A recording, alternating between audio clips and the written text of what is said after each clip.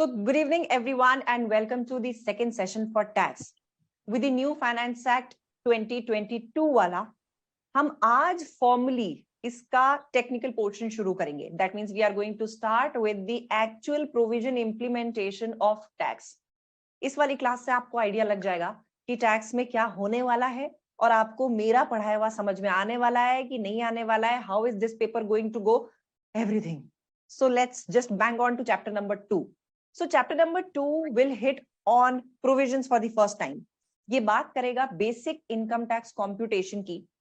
हमने ये देख लिया था कल वाले सेशन में कि यूके का टैक्स 6 अप्रैल से 5 अप्रैल तक पे लाई करता है. HMRC is the authority of UK tax.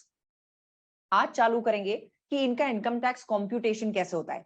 You'll be surprised to see कि हमने अलग अलग हेड्स नहीं पढ़े, कुछ नहीं पढ़ा, हम डायरेक्ट इनकम टैक्स कैलकुलेट करने पे आ गए. Yes, the approach is a bit उल्टी. हम पहले ये देखेंगे कि इनकम टैक्स कैलकुलेशन के लिए क्या क्या चाहिए, फिर जो जो चीज चाहिए that we will arrange individually कि okay, we need this, we need this, we need this, and then we will see different chapters to calculate all those subheads. इसलिए इसको एक मेजर लेआउट को पहले समझते हैं and then we'll go deeper into the syllabus in the later on classes. So basic income tax computation में the first thing which comes up is who has to pay tax. That means we are talking about UK tax. Tax पे करेगा कौन? So this is a common statement which is used everywhere, even in India, for Indian income earning residents. All persons who are resident in UK, they have to pay taxes on their worldwide income. Now note down this sentence, it's a technical language sentence. अब इसको समझते हैं. Someone who is a resident in UK, वो across the world कहीं से भी कमाई करे, he has to pay taxes in UK. The same applies to Indian tax laws. तो UK में अगर आप resident हैं, तो आप worldwide कहीं भी कुछ भी कमाइए, you have to pay taxes in UK. Now the question will arise कि मैं UK resident हूं या नहीं हूं, ये कैसे पता लगाऊं? तो that is a separate section जहां पे हमें residency rules पढ़ने होंगे. लेकिन यहाँ के लिए अभी हम सिर्फ लेआउट और ऊपर का समझ रहे हैं, तो we have to just see this. अगर कोई भी इंडिविजुअल यूके रेसिडेंट है, उसको यूके में अपनी वर्ल्ड वाइड इनकम पे टैक्स पे करना है. मतलब वो दुनिया में कहीं भी कमाई करे, he has to pay taxes in UK. Is the first statement clear to everyone? Yeah. Okay. Now the question arises, now who is this person? ये पर्सन है कौन? हम अभी जिन पर्सन्स की बात कर रहे हैं वो हम 3 कैटेगरी में बात करेंगे. Number 1, we are talking about individuals. We are not covering up companies here. हम इंडिविजुअल्स की बात करेंगे. मेल, फीमेल, अंकल, आंटी, बूढ़े, जवान, सब लोग. We are talking about individuals means every individual. Number 2, we are talking about children also. UK में 18 साल 18 इयर्स से लेस वाला बच्चा भी टैक्स पेयर होता है, जबकि इंडिया का सिस्टम थोड़ा सा अलग है. He is considered to be a minor. लेकिन यहाँ पे अगर 18 साल से कम के बच्चे की भी कोई इनकम है, he has to pay taxes in UK. And the third category is spouses. So if you are married in UK, तो क्या हस्बैंड वाइफ एक ही यूनिट की तरह टैक्स पे करेंगे? नो, दैट्स प्रीटी ऑब्वियस कि एक कपल होगा तो husband will be different taxable person, wife will be a different taxable person. तो ये थोड़ा सा बड़ा ऑब्वियस सा प्रोविजन था, बट बिकॉज एक्ट ने बोला है, I had to take it. यानी कि स्पाउसेस और civil partners, they are treated different tax payers in the eyes of UK tax law. ये 3 पर्संस हैं जो टैक्स पेयर्स होते हैं, और ये तीनों अगर रेजिडेंट इन यूके हैं तो ये दुनिया में कहीं भी कुछ भी कमा लें, they have to pay taxes in UK. Is this slide clear to everyone? बताइए. Yes ma'am. Yes, ma'am. Next, now let's go deeper into married couples. Married couples से रिलेटेड और भी कुछ रूल्स हैं, ये क्या हैं ये देखते हैं. द फर्स्ट थिंग, इनके एलोकेशन ऑफ इनकम के कुछ अलग रूल्स होते हैं. क्यों? क्योंकि ये लोग जॉइंट बैंक अकाउंट्स भी होल्ड करते हैं, जॉइंट प्रॉपर्टी भी होल्ड करते हैं. तो ऐसे केस में क्या होता है? Now let's suppose they are owning a house जो दोनों के नाम पे है, और इस घर से रेंटल इनकम आती है. तो आप क्या करेंगे? जब कोई भी असेट इनको जॉइंट इनकम दे रहा है तो दोनों 50-50% अपनी इनकम टैक्स रिटर्न में डिक्लेयर करेंगे और उस पर टैक्स पे कर देंगे, यानी 50-50% इनकी इनकम स्प्लिट होगी बाय डिफॉल्ट। लेकिन ऐसा भी हो सकता है कि इनका शेयर कुछ और हो, यानी 50-50% नहीं, may be the husband has contributed 20% amount in the house and the wife has contributed 80% amount in the house और वाइस वर्सा।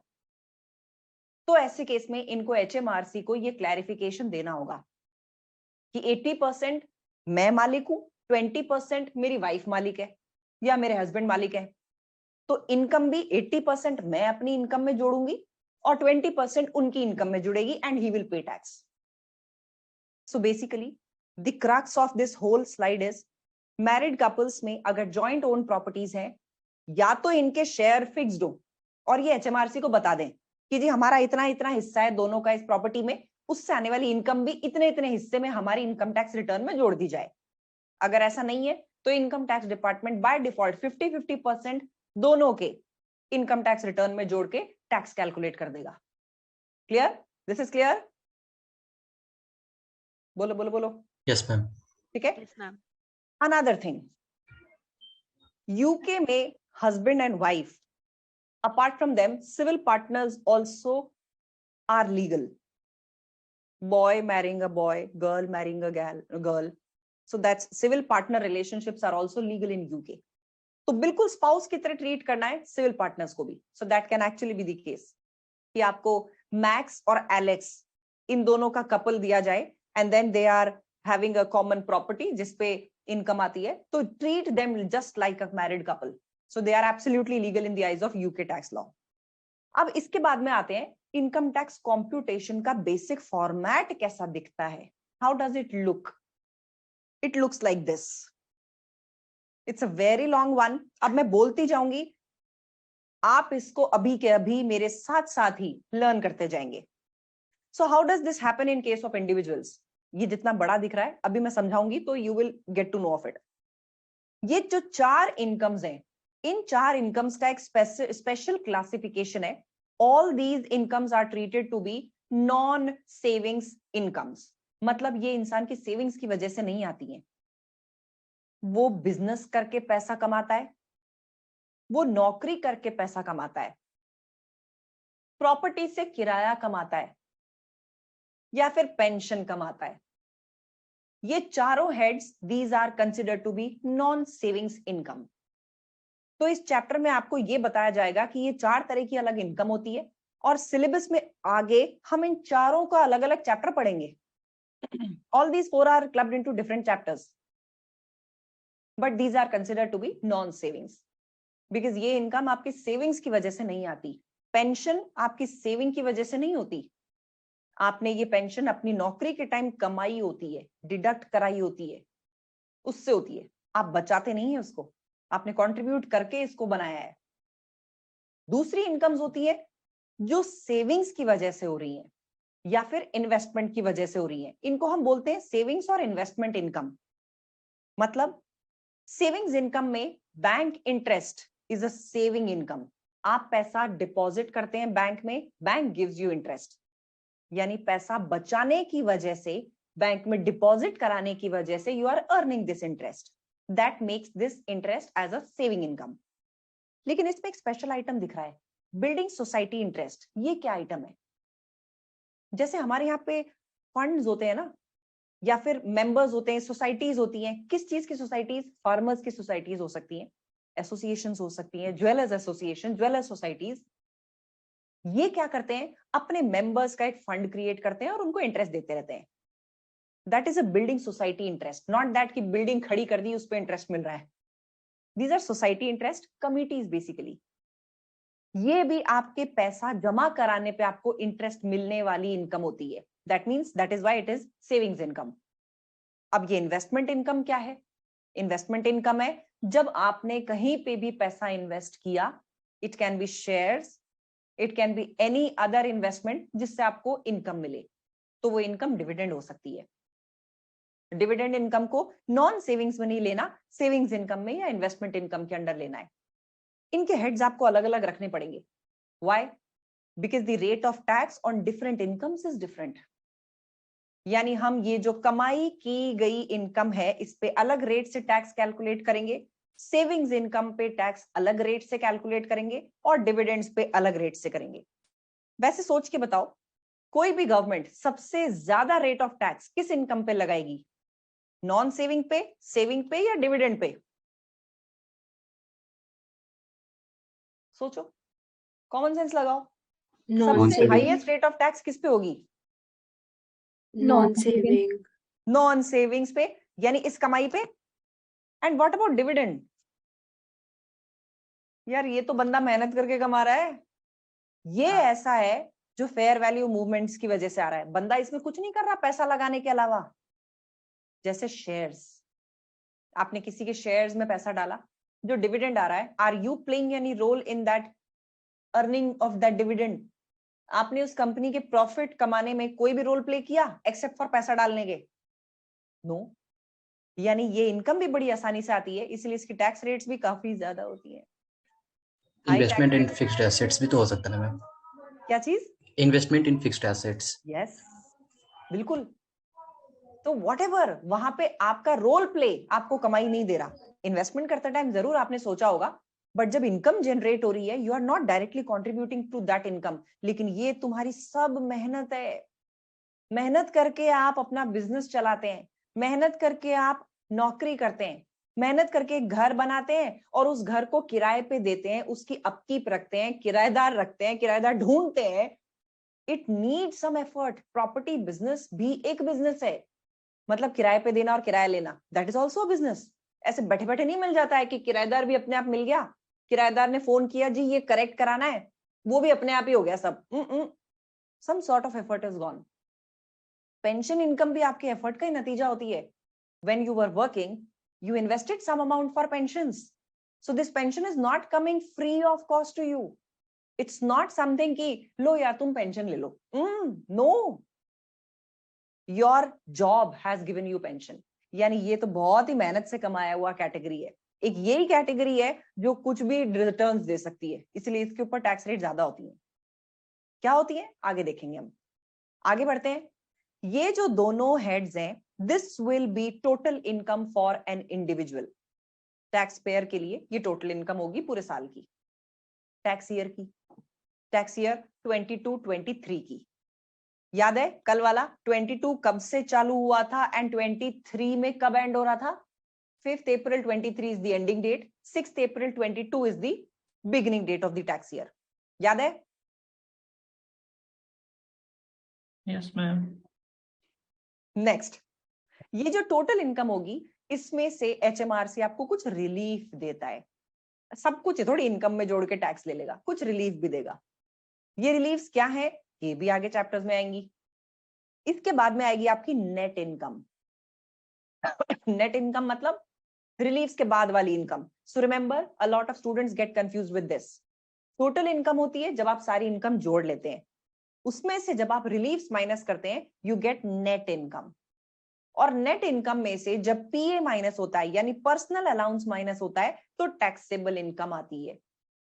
इन तीनों नामों में स्टूडेंट्स बहुत कंफ्यूज्ड होते हैं, टोटल इनकम, नेट इनकम और टैक्सेबल इनकम में। Do not gate confused with that. Total income is just the total of whatever you have earned.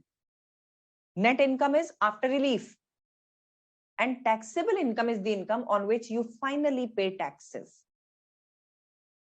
Net income और टैक्सेबल इनकम के बीच में ये पीए क्या है? Personal allowance. हर इंडिविजुअल को मिलता है पर्सनल अलाउंस। हर साल का एचएमआरसी अलग अलग अमाउंट पे डिसाइड करके रखता है और फाइनेंस एक्ट में इसको अप्रूव करा देता है। So for the current year PA यानी पर्सनल अलाउंस इज 12,570 पाउंड्स। मैंने राहुल को भी बोला था और जो भी टैक्स के स्टूडेंट्स ग्रुप पे हैं उनसे एक डॉक्यूमेंट शेयर किया था। Yes ma'am. उसको खोल लो, जस्ट सी दैट डॉक्यूमेंट।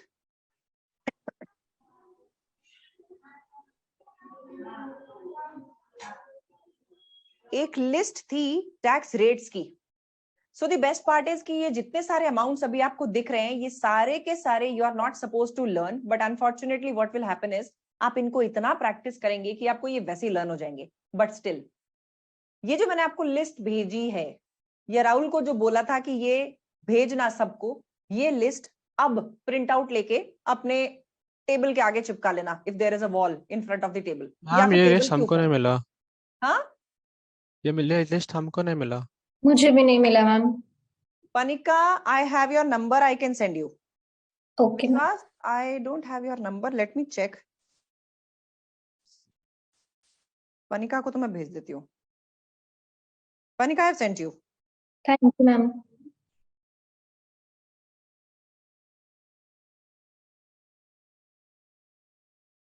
विश्वास, हाँ जी मैम। विश्वास मैं अपने YouTube चैनल पे डाल रही हूँ इसको, कम्युनिटी पे, वहां से स्क्रीनशॉट लो, मैं वहां से हटा रही हूँ फिर. Just open my YouTube channel. हाँ एक second ma'am.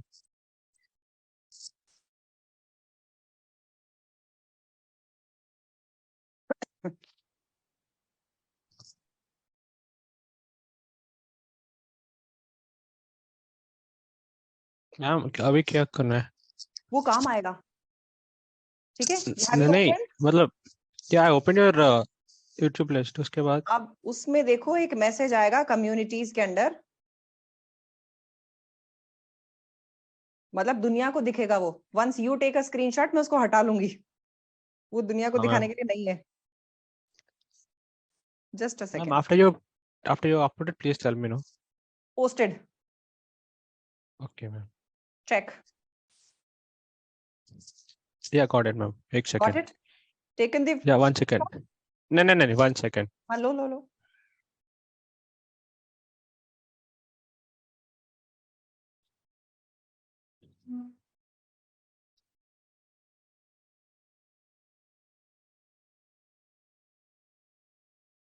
Ma'am done ma'am.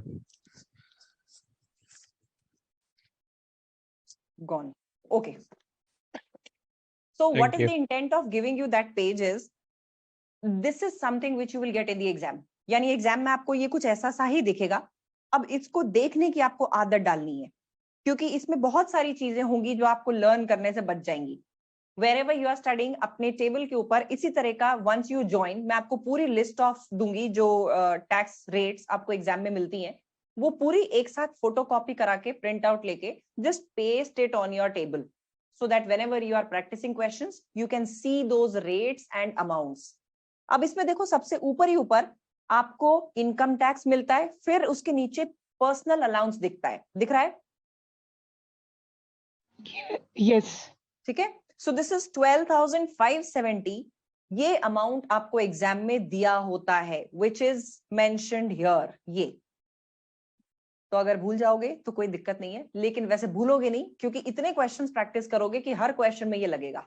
सो 12,570, ये अमाउंट हर साल रिवाइज होता रहता है उनके फाइनेंस एक्ट के थ्रू. This is a standard amount which is given to all the individual tax pairs.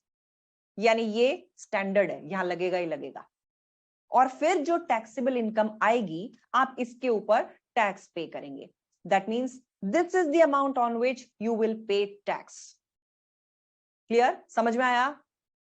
बताओ. Yes. ठीक है. Now the first exercise which you have to do, learn this complete format अभी के अभी. कैसे लर्न करोगे? सुनते जाओ. सबसे पहले नॉन सेविंग्स इनकम में you have to have 4 categories of incomes.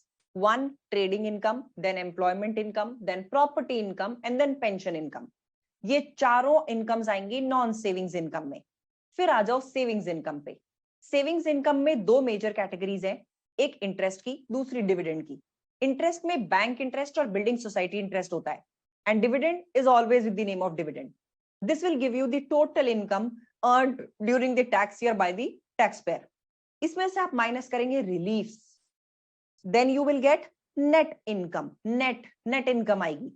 After that minus करो पर्सनल अलाउंस, पीए. इससे आएगी टैक्सेबल इनकम. आप टैक्स किस पे कैलकुलेट करेंगे? टैक्सेबल इनकम पे. फटाफट 2 minute I will wait. Quickly just frame this complete format in your brain, फिर पूछूंगी सबसे.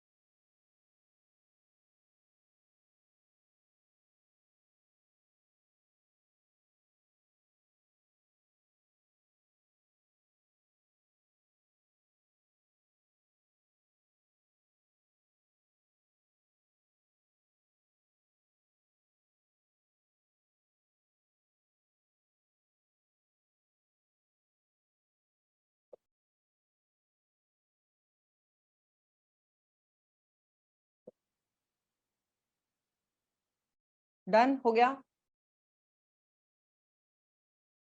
Yes, ma'am. Yes, ma'am.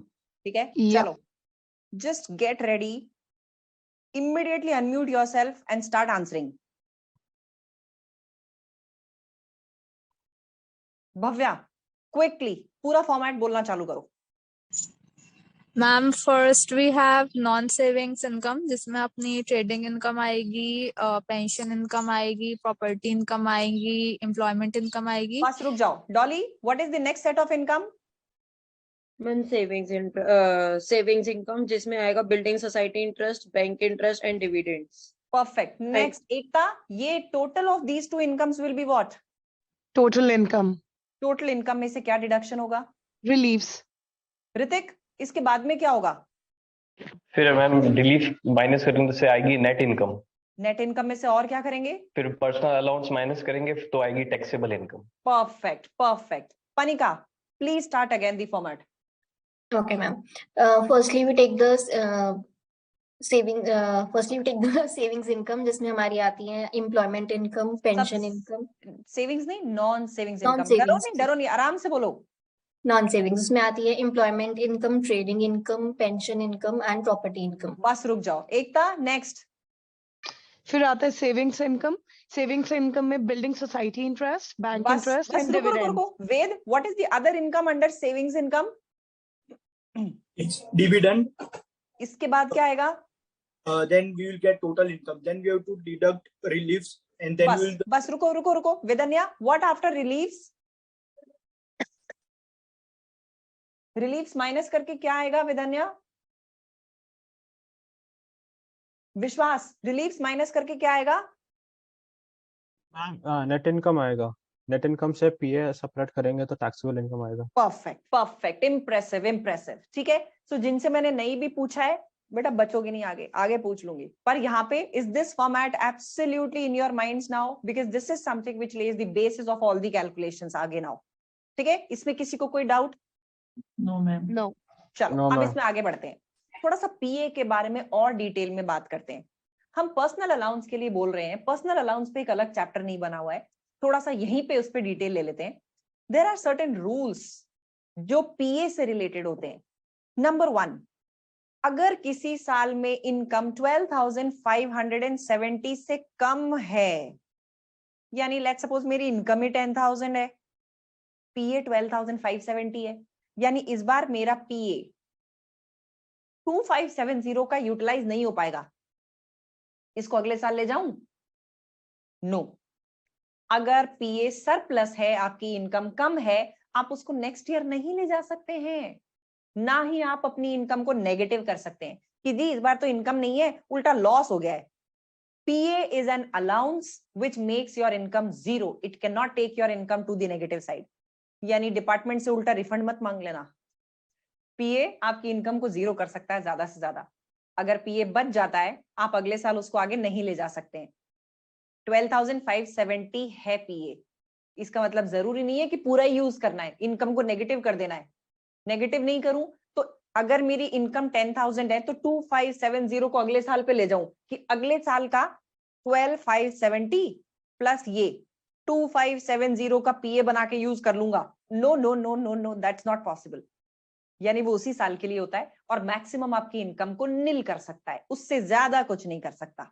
Is this point clear to everyone? बोलो बोलो बोलो. Yes, ma'am. ठीक है. नेक्स्ट थिंग, अगर आपकी इनकम में कैपिटल गेन्स हैं तो कैपिटल गेन को कम करने के लिए पीए यूज नहीं हो सकता. इस पूरे फॉर्मेट में हमने कहीं कैपिटल गेन नहीं देखा ना, यानी पीए कैपिटल गेन पे मिलता ही नहीं है. कैपिटल गेन पे आपको डायरेक्ट टैक्स पे करना होता है. ऑब्वियसली उसमें कुछ रिलीज होती है, लेकिन पीए नहीं एडजस्ट हो सकता कैपिटल गेन में से. नेक्स्ट, क्या मेरा बचा हुआ पीए मैं अपने स्पाउस को ट्रांसफर कर सकती हूँ? कर सकते हैं. उसके लिए कुछ प्रोविजन है, लेकिन वो आगे वाली स्लाइड्स में आएगा. यानी पीए ट्रांसफरेबल होता है. तो इन 3 रूल्स को ऊपर ऊपर से थोड़ा सा ध्यान रखना, वैसे करते करते आपको ये प्रैक्टिस में आ जाएंगे. अब सबसे बड़ी बात, अगर मेरे पास तीनों इनकम्स हैं, यानी मेरे पास नॉन सेविंग इनकम भी है, सेविंग इनकम भी है और डिविडेंड इनकम भी है, पीए जो 12,570 है, इसको पहले किस पे सेट ऑफ करूं? डिविडेंड इनकम पे सेट ऑफ कर दूं? सबसे ज्यादा टैक्स रेट इसी पे ही है, डिविडेंड इनकम को कम कर देती हूँ। ये ऑर्डर आप डिसाइड नहीं करेंगे, ऑलरेडी लॉ ने इसका ऑर्डर डिसाइड कर दिया। पीए सबसे पहले सेट ऑफ किया जाएगा नॉन सेविंग्स इनकम को कम करने के लिए, फिर अगर कुछ बच जाएगा तो आप इससे सेविंग्स इनकम कम करेंगे, फिर भी कुछ बच जाएगा तो डिविडेंड इनकम कम करेंगे। छोटा सा एग्जांपल लेके समझाती हूँ ये मैं कहना क्या चाह रही हूँ। लेट्स सपोज आपकी जो इनकम है, नेट इनकम की बात करती हूँ, जिसमें से पीए लेस होगा। नॉन सेविंग्स इनकम है आपकी 10,000 की, सेविंग्स इनकम है 2,000 की, और डिविडेंड इनकम है 5,000 की। So somebody can act very smart और बोल सकता है कि यार डिविडेंड इनकम पे सबसे ज्यादा टैक्स लगता है, तो मैं 12,570 में से 5,000 का पीए यहां यूज कर देता हूं, बाकी जो बचा हुआ होगा वो इन पे डाल दूंगा, नॉन सेविंग्स पे और सेविंग्स पे।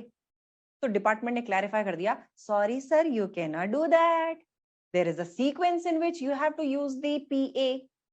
तो सबसे पहले पीए नॉन सेविंग्स इनकम को कम करने के काम आएगा, यानी मैं 10,000 नॉन सेविंग्स इनकम रिड्यूस करने में लगाऊंगी। अब पीए कितना बचा? 2,570. 2570। अब हम कम करेंगे सेविंग्स इनकम को, अब पीए कितना बचा? 570. यानी डिविडेंड से सिर्फ 570 का पीए कम हो सकता है, बाकी बचा हुआ dividend will be taxed. Got it? This is the sequence, this is the order in which PA has to be used. तो ये भी आपको क्वेश्चंस की प्रैक्टिस करते करते आदत लग जाएगी, लेकिन कॉन्सेप्ट समझ में आया है क्या? बताओ। Yes. ठीक है, चलिए अब एक ऐसा प्रोविजन आता है which is very crucial. Yes please बोलो। मैम वो जो फॉर्मेट पता है ना मैम आपने, उसमें तो पीए तो लास्ट में आ रहा ना मैम, यस, तो that means whatever is the format that is not exactly the format that we use for. So I will tell you actually, अभी हम जब क्वेश्चंस करेंगे ना तो हम non savings income, dividend income ऐसे लेंगे और एक इधर टोटल का कॉलम बनाएंगे और यहाँ पे भी लिखेंगे non savings income, dividend income, this will give me total income. हम ऐसा क्यों करेंगे? क्योंकि जब हम इनकी टैक्स कैलकुलेट करने लगेंगे ना, इनकी रेट सबकी अलग अलग होगी। अगर हम यहाँ पे टोटल इनकम ले लेंगे तो हम बाइफरकेट ही नहीं कर पाएंगे कि इसमें कितनी नॉन सेविंग इनकम है, कितनी सेविंग इनकम है और कितनी डिविडेंड इनकम है, तो इस पे अलग अलग रेट से टैक्स लगेगा कैसे? इसलिए हम इस फॉर्मेट को हॉरिजॉन्टली और वर्टिकली सेग्रीगेट करेंगे, लेकिन मेजर हेड्स यही रहेंगे। ठीक है, इसको और डिटेल्ड फॉर्मेट बनाएंगे, but we clearly spelled out non saving income कितनी है, हमें पता है ना, सेविंग इनकम कितनी है हमें पता है ना, डिविडेंड इनकम कितनी है, फिर टोटल लेके उसमें से पीए एडजस्ट करेंगे। So this is the basic format जो अभी आपको दिखा था, this is the detailed format जो भी आगे आएगा। Okay, clear? हाँ मैम। चलो अब बात करते हैं पीए के साथ अटैच्ड एक खास बात की। ये क्या खास बात है? ये खास बात ये है कि पीए अमीर आदमियों के लिए नहीं है, और वैसे भी यार देखो बनता भी नहीं है, जिनकी इनकम बहुत ज्यादा है उनको काहे का पीए, यानी पीए रिड्यूस होने का एक प्रोविजन है। पीए कई लोगों के केस में जीरो भी हो सकता है, इसका प्रोविजन क्या है वो देख लेते हैं। पीए का रिडक्शन होता है उन केसेस में जहां पे इंडिविजुअल्स की adjusted net income 1 lakh pound से ज्यादा है, बेसिकली अमीर आदमी है जी। Adjusted net income if it is more than 1 lakh pounds तो आपका पीए कम हो जाएगा। नाउ द क्वेश्चन अराइजेस, अब ये एडजस्टेड नेट इनकम क्या है? Welcome to act, welcome to tax. अब एडजस्टेड नेट इनकम पता करो ये क्या है। तो एडजस्टेड नेट इनकम आपको कैलकुलेट करनी होगी रफ में। कैसे कैलकुलेट करेंगे? जो आपने नेट इनकम निकाली, ये नेट इनकम क्या थी? टोटल इनकम माइनस रिलीव्स, याद है? Yes, ma'am. Total income minus relieves. ये जो नेट इनकम है इसमें से दो अमाउंट माइनस करो।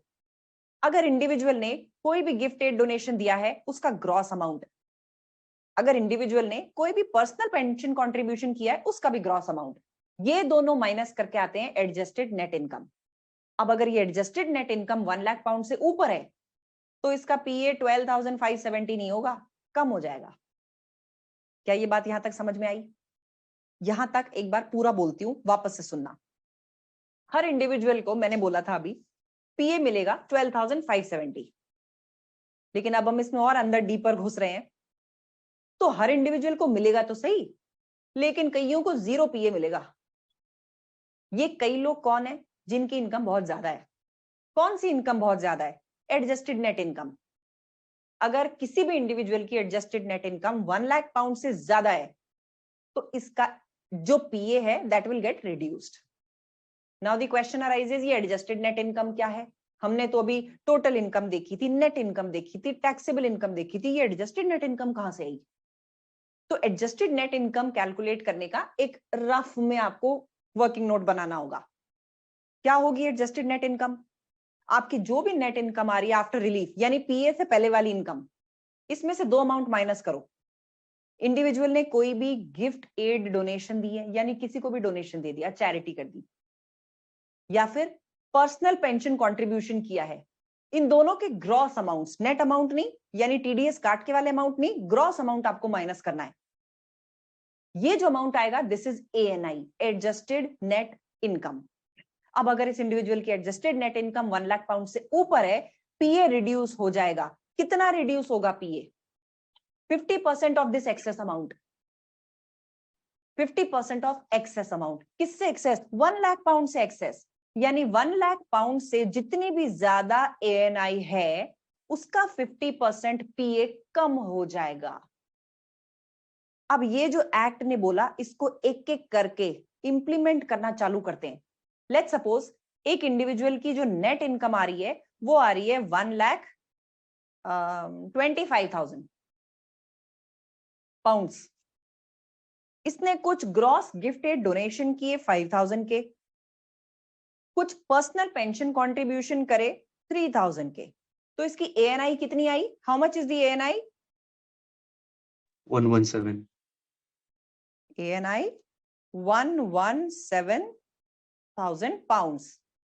क्या एएनआई 1 लाख पाउंड से ऊपर है? यस। कितनी ऊपर है? 17,000. बिल्कुल सही। 117 माइनस 1 लाख, 17,000 ऊपर है, तो 17,000 का 50% आपका पीए कम हो जाएगा। ये कितना आ रहा है? How much is this? 8,500. 8,500. What is your PA? Ideally जो हर किसी को मिलता है दैट इज 12,570. 12,570, लेकिन आप अमीर आदमी है इसलिए आपका पीए कितना कम हो जाएगा? 8,500 कम. यानी आपका पीए आपकी इनकम कैलकुलेशन में कितना एडजस्ट होगा? 4,070. 4,070. Got it? Yes. Yes. This is one of the most important points. जब आप क्वेश्चंस करेंगे ये अपने आप में 2 नंबर कैरी करता है, even on the section C questions. मतलब उसमें लंबे क्वेश्चंस में कैलकुलेशंस कितनी हो, ये तकरीबन हर बार 2 नंबर की कैलकुलेशन होती है। Every time you will find somebody earning more than 1 lakh. इसका मतलब वही घंटी बज जानी चाहिए आपके दिमाग में कि यार किसी की कमाई यानी नेट इनकम 1 लाख से ऊपर आ रही है, मैं चेक कर लूं जरा, इसकी एएनआई कैलकुलेट कर लूं और ये चेक कर लूं कि इसको पीए मिलेगा भी कि नहीं मिलेगा। जो मैंने आपको टैक्स रेट्स फॉरवर्ड करी हैं, एक बार उनको वापस खोलो, जस्ट ओपन देम अगेन। इसमें पीए के नीचे एक लाइन लिखी हुई है, वेयर एडजस्टेड नेट इनकम यानी ANI is 125, 140 pounds or more, the PA is reduced to 0. ये क्या बोलना चाह रहा है? देखे जरा ये क्या बोलना चाह रहा है?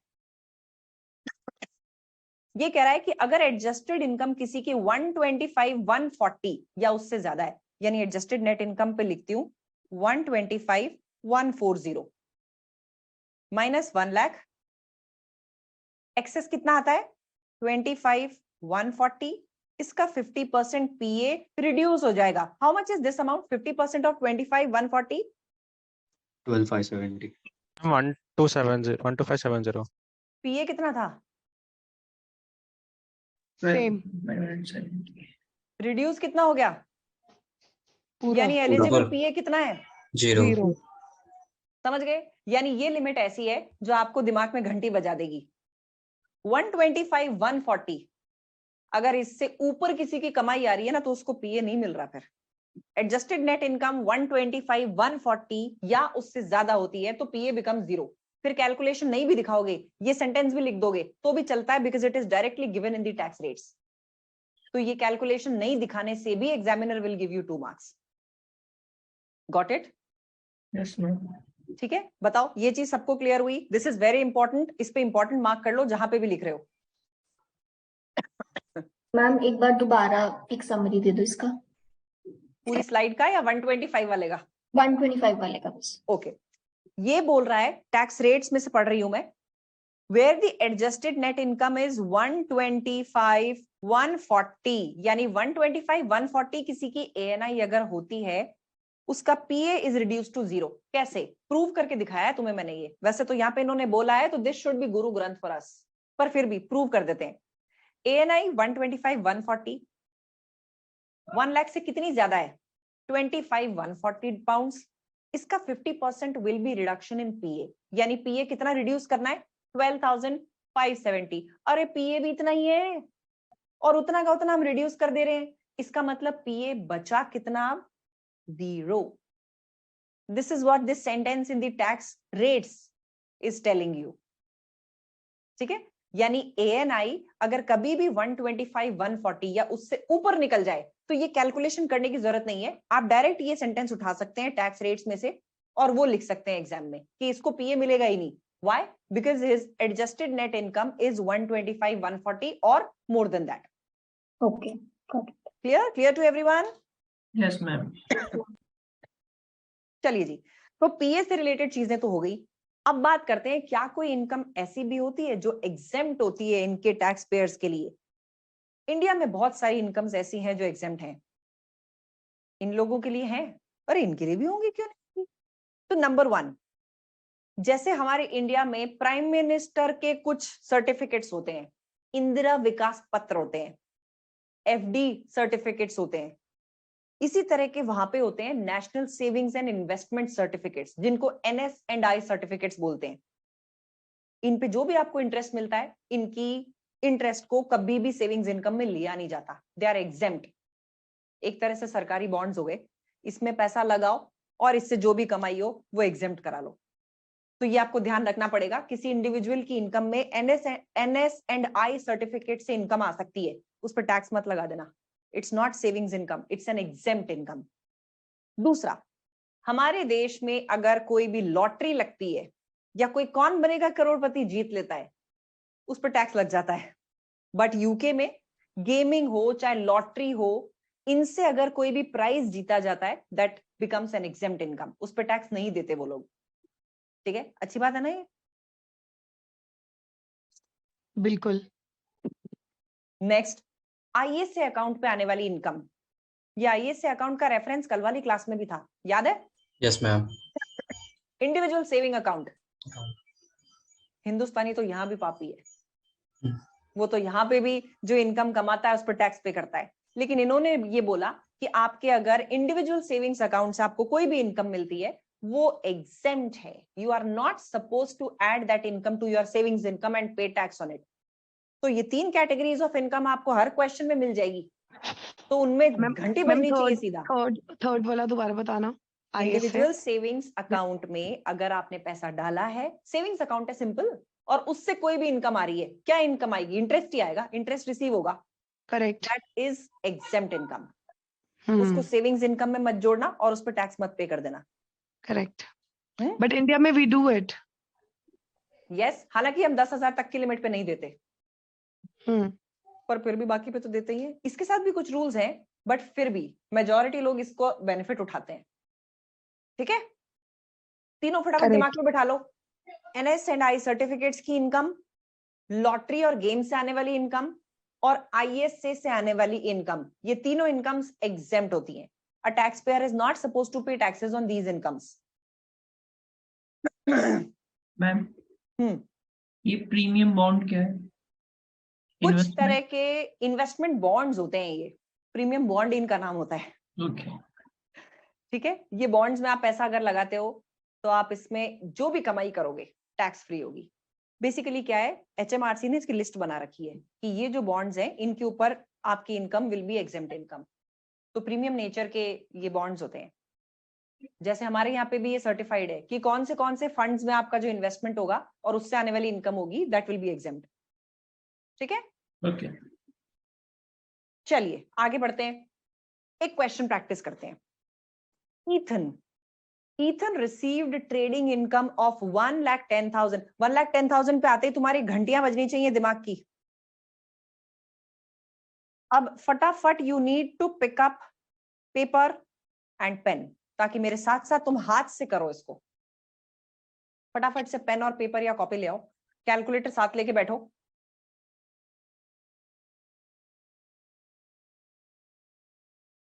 स्टार्ट करूं?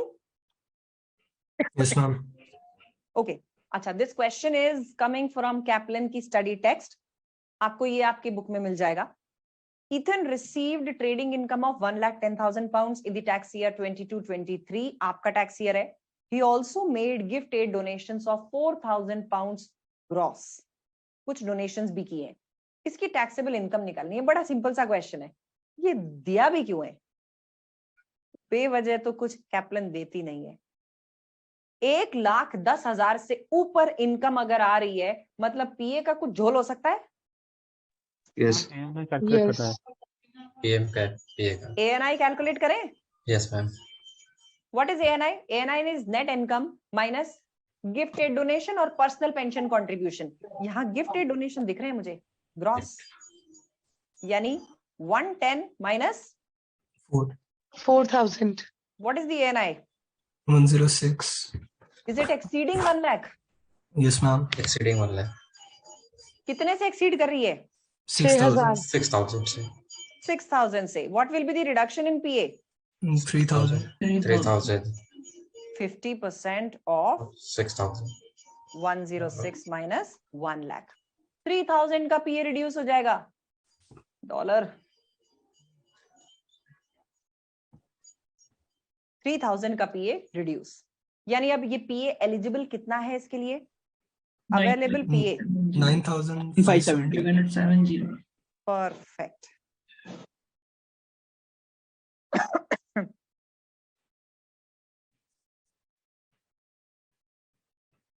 करेक्ट। अब इसने बोला भैया टैक्सेबल इनकम बता दो, तो सबसे पहले तो हम चलते हैं टोटल इनकम की तरफ। किसी और हेड में तो इसकी कोई इनकम है नहीं, सिर्फ और सिर्फ एक ट्रेडिंग इनकम है, तो टोटल इनकम भी कितनी आएगी? 110। एक जीरो ज्यादा हो गया, तो मैं सबसे पहले तो मुझे हिसाब से लिखना चाहिए trading income non savings income के हेड के अंडर। करेक्ट, और कोई इनकम है नहीं, तो trading income becomes the total income. Total income में से हम क्या माइनस करते हैं? रिलीफ। यहां पे आई एम अज्यूमिंग कि हमें कोई रिलीफ नहीं मिली है, क्योंकि मैंने रिलीफ आपको पढ़ाई भी नहीं है, इसलिए एक बार रिलीफ्स में नहीं घुसेंगे। 0। This will give net income या taxable income? Net income. Net income. Net income. Net income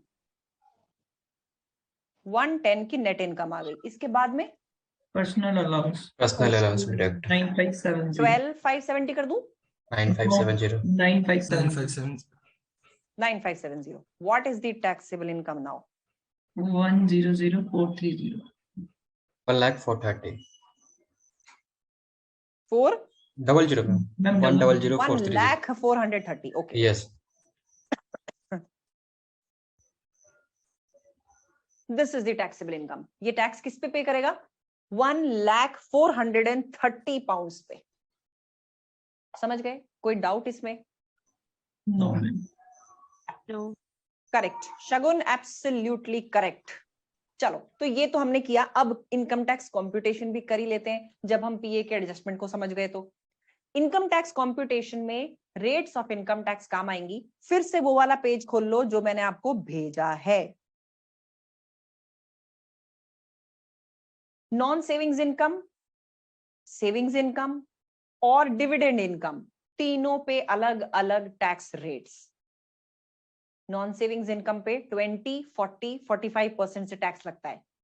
savings income पे 0%, 20%, 40%, 45% से लगता है। यानी सेविंग्स की और नॉन सेविंग्स की टैक्स रेट सेम है, लेकिन ये 0% ने कुछ एक्स्ट्रा इफेक्ट डाला है। और डिविडेंड इनकम की टैक्स रेट्स देखो 39.35, 33.75, 8.75, यानी ये अभी समझेंगे कि ये अलग अलग क्यों हैं, अलग अलग स्लैब्स के हिसाब से अलग अलग हैं, लेकिन नॉन सेविंग्स इनकम्स और सेविंग इनकम ये अप्रोक्सीमेटली सेम है। नाउ इफ यू सी, अगर 8.75 लें वो भी इससे कम है, लेकिन 33.75 लें तो वो 20 से तो ज्यादा ही है। अभी देखेंगे ये कैसे आएगी। देन 39.35 है, ये 45 से कम है, इवन 40 से भी कम है। तो यहां पे तो हिसाब किताब ही उल्टा हो गया कि जो डिविडेंड इनकम है वो आपकी ज्यादा रेट पे टैक्स नहीं हो रही, इसका मतलब लोग ज्यादा डिविडेंड वहां पे कमाते नहीं होंगे। But this is an income which has more taxability under it, क्योंकि ये आपकी कमाई नहीं होती। तो टैक्स रेट से कंफ्यूज मत होना, इसके जब अभी हम रूल्स पढ़ेंगे तो आपको समझ में आएगी कि इस इनकम के ऊपर हर सरकार टैक्स ज्यादा लेना चाहती है, लेकिन वो ले लेती है कंपनी से। वो बोलती है कंपनी है ना भैया, तुम टैक्स दे दो, गरीब आदमी को रहने दो, उनको रहने दो। तो सोर्स पे टैक्स कलेक्ट हो जाता है। ये हमारे इंडिया में भी सिस्टम है डिविडेंड डिस्ट्रीब्यूशन टैक्स का। तो जो डिविडेंड रिसीव करता है उसको तो फिर टैक्स देना ही नहीं पड़ता। क्यों? क्योंकि कंपनी टैक्स दे देती है, तो कंपनी भी उसी की है, टैक्स दे देगी, उसके बाद में जो बचेगा डिविडेंड उसी में से मिलेगा, इसलिए वहां पे भी टैक्स बच जाता है। यहाँ पे तो बल्कि बेचारों की डबल मार हो गई। पहले तो कंपनी टैक्स पे करती है, उस टैक्स पे करने के बाद में जो प्रॉफिट बचता है उस पर डिविडेंड पे करती है, फिर ये डिविडेंड जब इंडिविजुअल के हाथ में जाता है यही अमाउंट वापस टैक्स हो जाता है। डबल मार। पर देखेंगे, चलो डिटेल में बाद में देखेंगे। फिलहाल के लिए ये देखते हैं कि हमारे पास ये जो अलग अलग रेट्स हैं इन पे काम करना कैसे है, टैक्स कैलकुलेट करना कैसे है।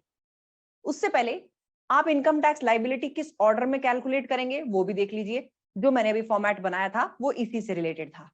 हम सबसे पहले नॉन सेविंग्स इनकम पे टैक्स लायबिलिटी कैलकुलेट करते हैं, फिर सेविंग्स इनकम पे करते हैं और फिर डिविडेंड इनकम पे करते हैं। कैसे? Let's go into detail. ये आ जाती हैं आपकी मेन नॉन सेविंग्स इनकम की टैक्स रेट बैंड्स। यानी अब हम एग्जैक्टली वहां पहुंच गए जो आपको इस स्लैब में दे रखी है। टैक्स रेट वाली में, इनकम टैक्स में basic rate, higher rate, additional rate देखो मिली, जो मैंने डॉक्यूमेंट भेजा था। सी दिखी? Yes ma'am. बेसिक रेट, उसके नीचे लिखी हुई है हायर रेट, उसके नीचे लिखी हुई है एडिशनल रेट। इसमें डिविडेंड्स की रेट भी है, नॉर्मल रेट भी है। नॉर्मल रेट है नॉन सेविंग्स इनकम और सेविंग्स इनकम दोनों पे, लेकिन इसमें थोड़े से डिटेल्ड प्रोविजंस भी है, वो आगे देखेंगे।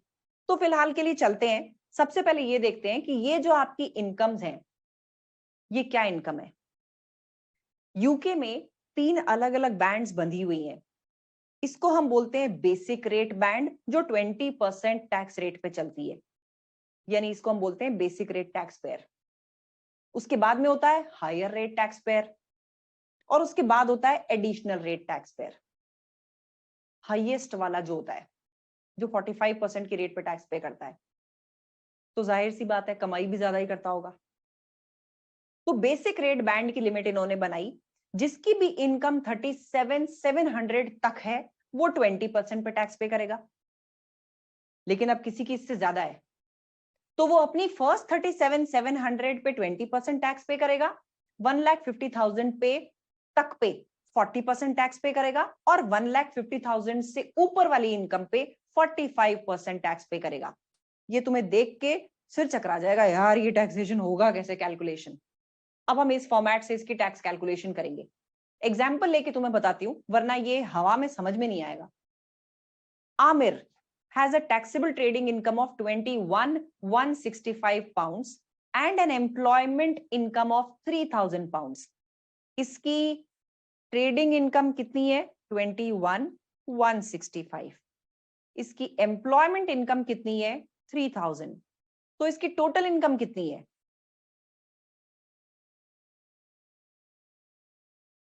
24,165। क्या मैं ये बोल सकती हूँ ये एक बेसिक रेट टैक्स पेयर है क्योंकि इसकी इनकम 20% पे टैक्स होगी? यस और नो? Yes ma'am. ठीक है, इसकी कैलकुलेशन समझेंगे। अभी सिर्फ मैं जो बोलती जा रही हूं उस पर कॉन्सेंट्रेट करना। इसकी टोटल इनकम ये जो है दैट इज इनकम। इसकी जो टोटल इनकम है, दैट टोटल इनकम इज 24,165, लेकिन इसमें से तो अभी मुझे पीए और कई चीजें देनी है, यानी टैक्सेबल इनकम और भी कम आ जाएगी। यस और नो? उसी पे तो टैक्स पे करेगा। Yes. तो पहले रिलीफ दे देते हैं। क्या कोई रिलीफ अवेलेबल है यहाँ पे? Yes, ma'am. 12,570. पता नहीं है अभी तो रिलीफ का। Yes ma'am. पीए का तो पता है, लेकिन नेट इनकम,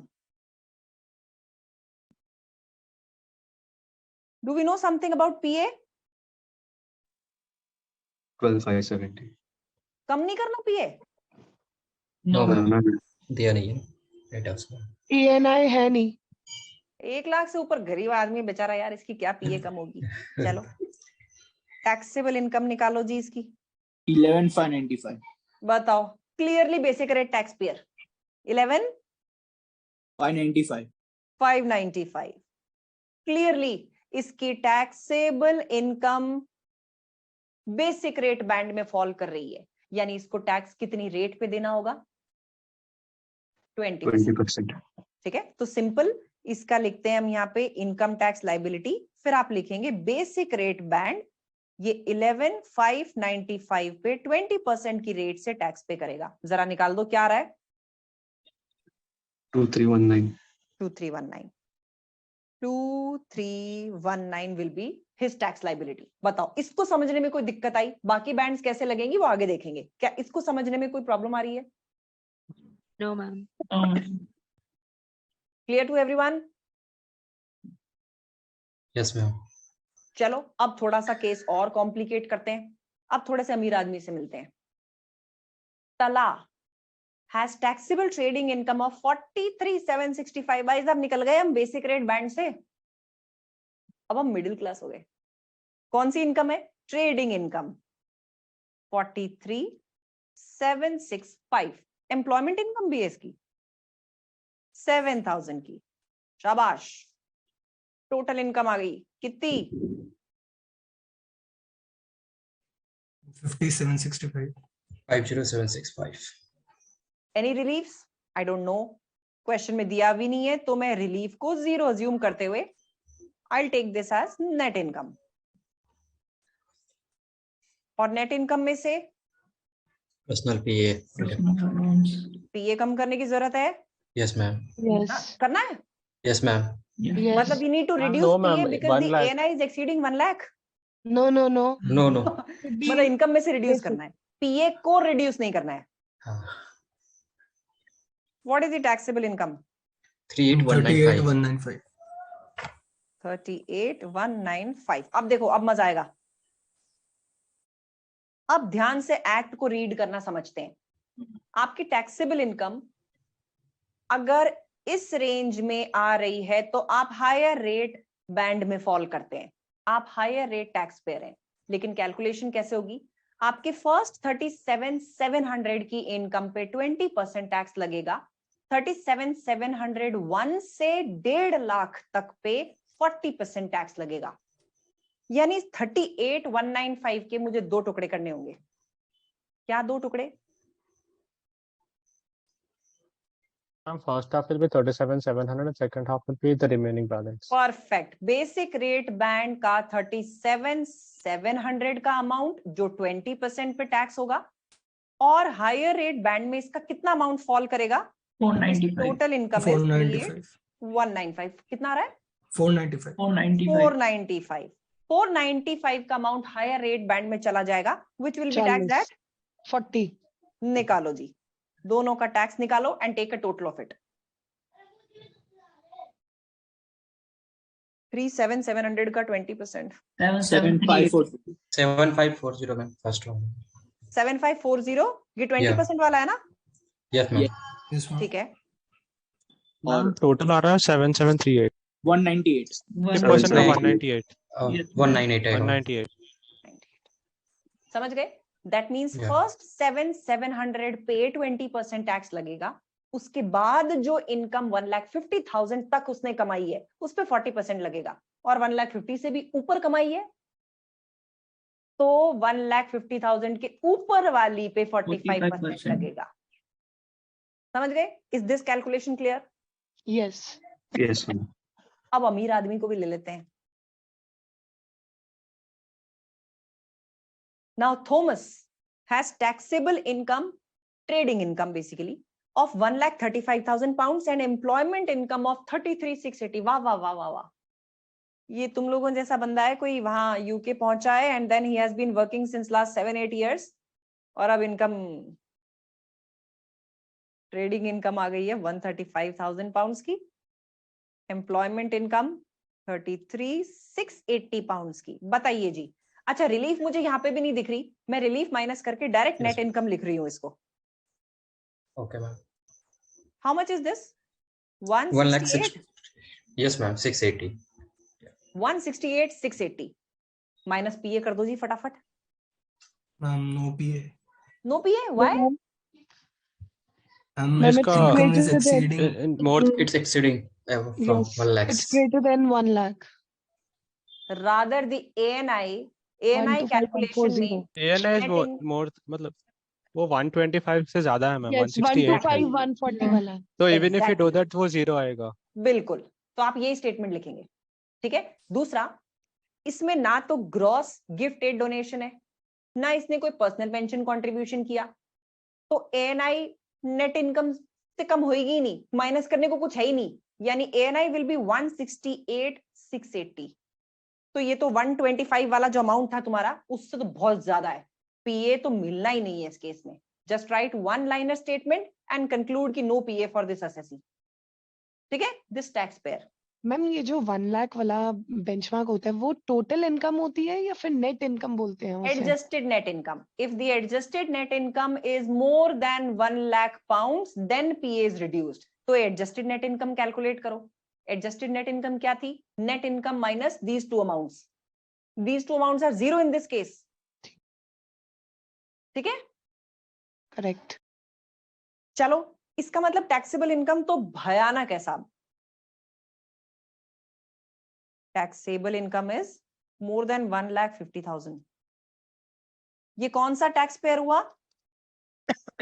45 वाला additional rate Additional band. Additional rate tax pair. इसका नाम ही होगा एडिशनल रेट टैक्स पेयर. अब इसकी टैक्स कैलकुलेशन बड़ी इंटरेस्टिंग होने वाली है, देखते चलना. Basic rate band, higher rate band और एडिशनल रेट बैंड, तीनों से कैलकुलेशन होगी इसकी. सबसे पहले तो 37,700 की इसकी इनकम को हम 20% पे टैक्स करेंगे. यस और नो? Yes. अब इसकी 1,50,000 से भी ऊपर जा रही है, लेकिन 37,701 से 1,50,000 का जो अमाउंट है that will be taxed eight 40%. How do I calculate that? 1,50,000 minus 37,700 कर दें. It's around 1,30,000. सही है मैम. जीरो ज्यादा हो गए. हाँ, ओके, हाँ. This will be taxed eight 40%. ये मैंने क्या किया, ध्यान से देखना. इस इंडिविजुअल की जो इनकम है ना, ये 168,680 वाली, इसी के टुकड़े करते चल रहे हैं हम. 168,680, इसमें से 37,700 तो टैक्स हो जाते हैं 20% पे. ये 37,700 तो हो गए. इसके आगे वाली इनकम टिल 1,50,000, यानी 1,50,000 तक हमें पहुंचना है, लेकिन 37,700 ऑलरेडी टैक्स हो चुका. This should be taxed eight 40%. और जो एडिशनल रेट बैंड वाली इनकम है वो क्या है? 168,680 में से हम 1,50,000 तक टैक्स कर चुके. This has to be taxed at 45%. बताओ, क्या इस कैलकुलेशन में कहीं कोई दिक्कत है? पहले अपने हाथ से लिखो, फिर बताना.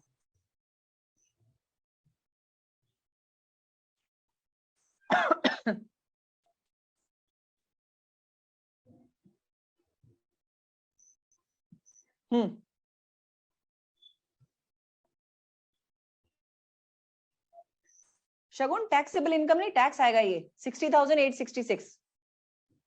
Oh, yes, ma'am. 60,866. बाकी लोग प्लीज कंफर्म कर दो if this is the total tax. Yes ma'am, correct ma'am. ठीक है, करेक्ट. बताओ, ये कैलकुलेशन समझ में आई? 1,68,680 को we have to tax in 3 different phases. First phase basic rate band का 37,700 तक पे 20% लगा दो, फिर 37,700 के बाद की इनकम टिल 150 तक इस पे टैक्स लगाओ 40% का, और 150 से ऊपर जितनी भी इनकम है उस पे टैक्स लगा दो 45% का। करेक्ट? बताओ बताओ बताओ बताओ। हाँ ना बोलो, क्योंकि अभी टेस्ट का क्वेश्चन देने वाली हूँ। Okay, then I take it as yes. अब सुनो, now I am giving you one case. MX की बात करते हैं।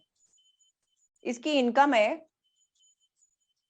लेट्स सपोज प्रॉपर्टी इनकम है 55,600 की, और इसकी ट्रेडिंग इनकम है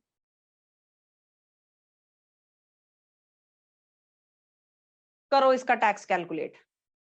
quickly give me the tax for this tax payer. Property income आपके पास है, ट्रेडिंग इनकम आपके पास है, you have to calculate the income tax payable by MX.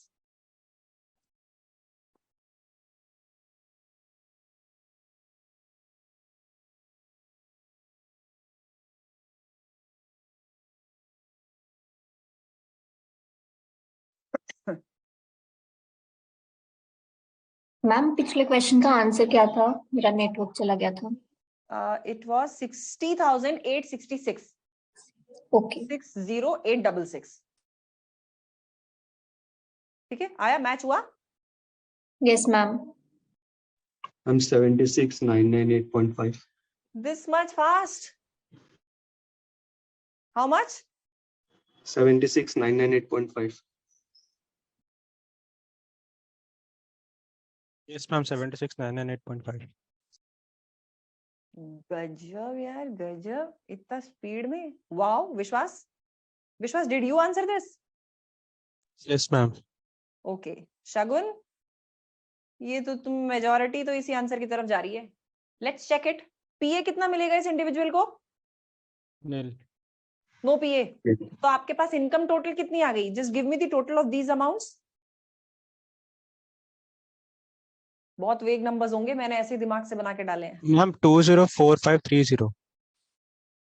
4530 204530। अब इस इनकम को टैक्स कैसे करें? 37,700 of income will be taxed at 20%. Then 1,50,000 और 37,700 के बीच वाली income will be taxed at 40%. Then 204,530 और 1,50,000 के बीच वाली income will be taxed at 45%. क्या आप सबने यही किया? Yes, ma'am. Yes. ठीक है, चलो। मतलब आई एम अज्यूमिंग कि सबको समझ में आया है, वरना ऑनेस्टली बोलो समझ में नहीं आया तो। ध्यान रखना मैम ये जब आप हायर रेट बैंड, मैम ये हायर रेट बैंड में 1,50,000 माइनस 377 क्यों किया? ये सिर्फ इसलिए 150 किया, क्यों नहीं हुआ? लेट्स सपोज हम इसको ये लेते हैं कि किसी इंडिविजुअल की इनकम है 1,60,000।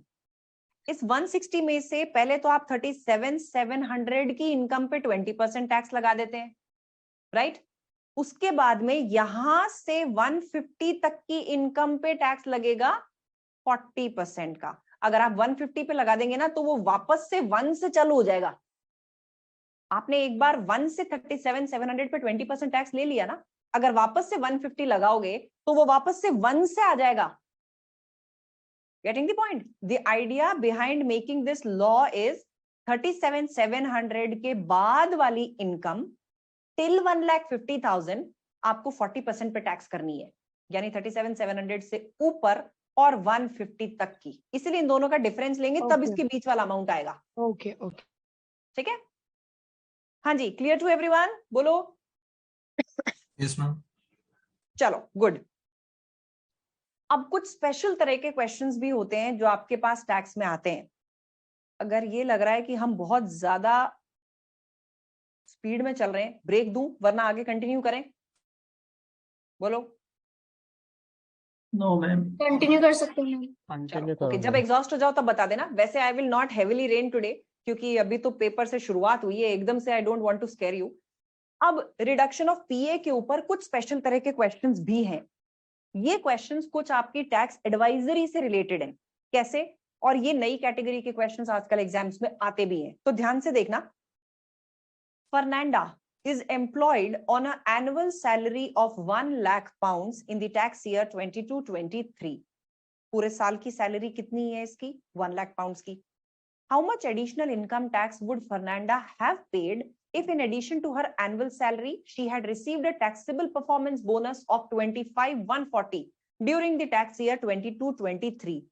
क्या क्वेश्चन की रिक्वायरमेंट समझ में आई? क्वेश्चन पूछना क्या चाह रहा है? मैम ANI कैलकुलेट करनी है। मैं पहले एक बार ब्रीफ करती हूँ। जब भी एडिशनल इनकम टैक्स क्वेश्चन पूछे, वो आपसे ये पूछना चाह रहा है अभी वो कितना टैक्स पे करती है वर्सेस वो नए सिस्टम में क्या टैक्स पे करेगी, यही पूछ रहा है। ठीक है। अगर अभी वो सिर्फ सैलरी ही ड्रॉ करती है, बोनस को एक बार छोड़ देते हैं because bonus is the new situation. Question ये पूछ रहा है कि एडिशनल टैक्स कितना पे करेगी अगर बोनस कमाने लग जाएगी। तो अभी बोनस नहीं कमाती ना। पहले तो अभी की सिचुएशन पे पता करते हैं कि ये अभी की सिचुएशन में टैक्स कितना पे करती है। जरा निकाल सकते हैं हम, इसको लिखते हैं एग्जिस्टिंग सिचुएशन। जब उसकी इनकम है यानी एम्प्लॉयमेंट इनकम है 1 लाख की, पीए का क्या करूं? दे दूं? पीए 1 लाख मिलेगा तक ही मैम तो है। उनको। पूरा पूरा मिलेगा, माइनस करने की जरूरत ही नहीं है। 1 लाख से ऊपर का नहीं है यहाँ पे एडजस्टेड नेट इनकम। 1 लाख से ऊपर होती है तो आपका पीए कम होता है, यहाँ ऊपर थोड़ी है। तो चलो माइनस कर दो, बता दो जी टैक्सेबल इनकम कितनी आएगी? How much will be the taxable income? 87,430. 87,430. How much tax will she land up paying? पहले तो बेसिक रेट बैंड का 37,700 पे वो पे करेगी 20% पे टैक्स। फिर हायर रेट बैंड पे 87,430 और 37,700 के बीच के अमाउंट पे how much tax will she पे? 40. Ma'am total tax payable is 27,432। 27,432. यानी ये अभी अगर इसको बोनस नहीं मिलता, she will land up paying a tax of 27,432. लेकिन क्वेश्चन ने ये पूछा है कि भाई अब ये अपना परफॉर्मेंस बोनस रिसीव करने वाली है 25,140 का। लेट्स जस्ट चेक इसकी इनकम टैक्स पे इसका क्या इंप्लीकेशन आएगा। एम्प्लॉयमेंट इनकम कितनी हो जाएगी? 1 लाख तो पहले से मिल रही है, प्लस बोनस और मिलेगा 25,140 का। इसका PA नहीं मिलेगा। ये गया एग्जैक्ट अमाउंट देखो। तो इसकी ये इनकम आ रही है, इसमें से लेस अगर हम पीए करेंगे, नीचे नोट डाल देना, PA will be 0. What will be the taxable income for her? 125,140. निकालो जरा इसका इनकम टैक्स।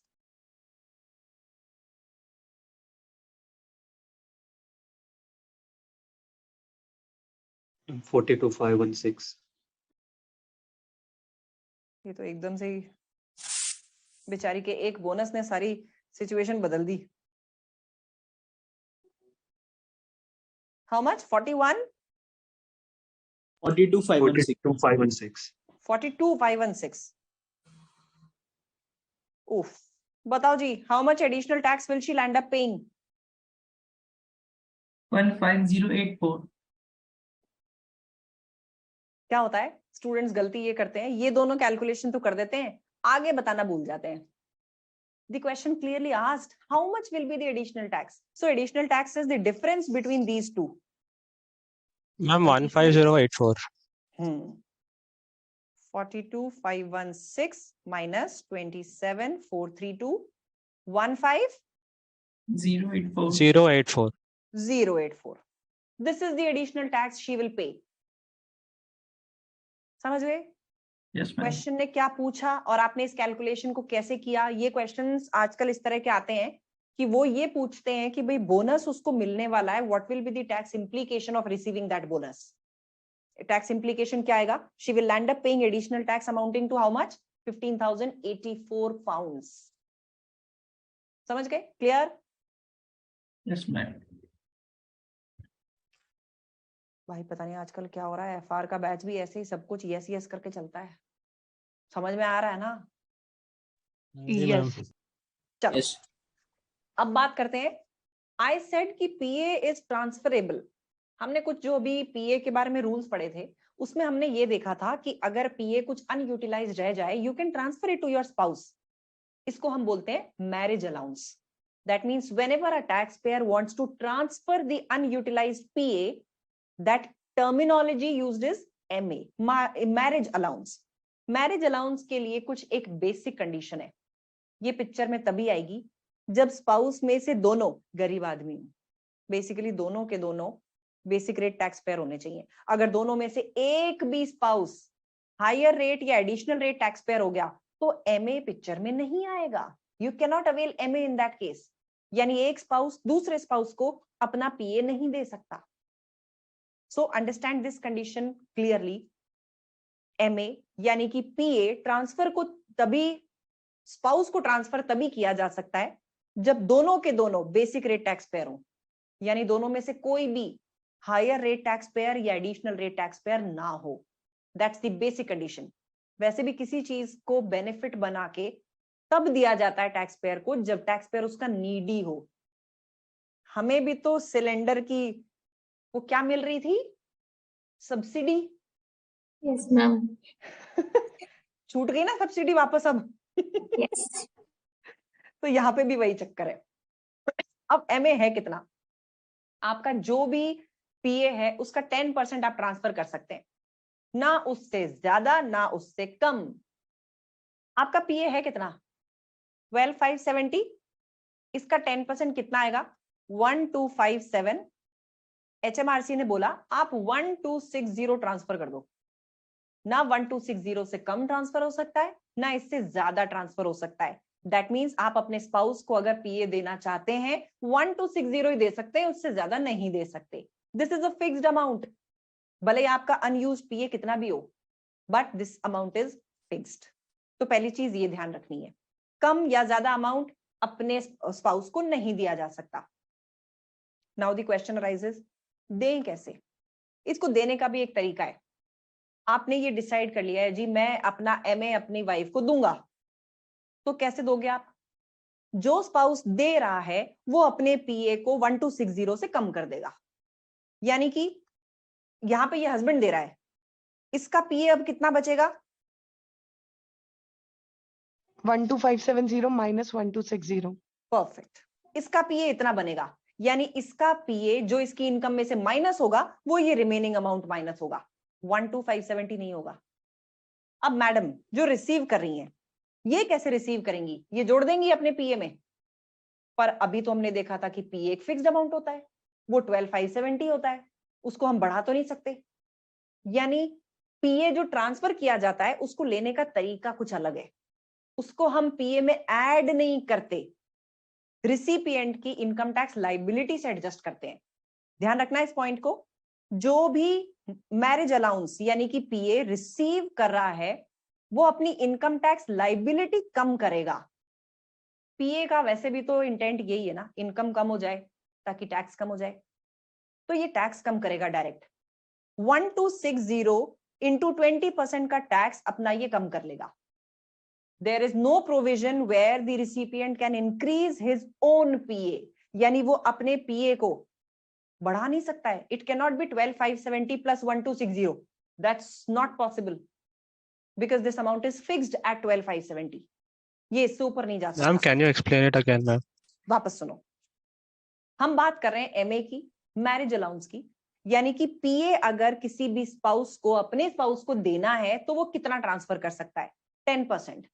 12,570 का 10%, इन्होंने बोला आप 1260 ट्रांसफर कर दो। वैसे 1257 आता है, आप 1260 ट्रांसफर कर दो। अब ये ट्रांसफर होगा कैसे? लेट्स सपोज ये हस्बैंड 1260 का एमए यानी कि अपना पीए ट्रांसफर कर रहा है अपनी वाइफ को।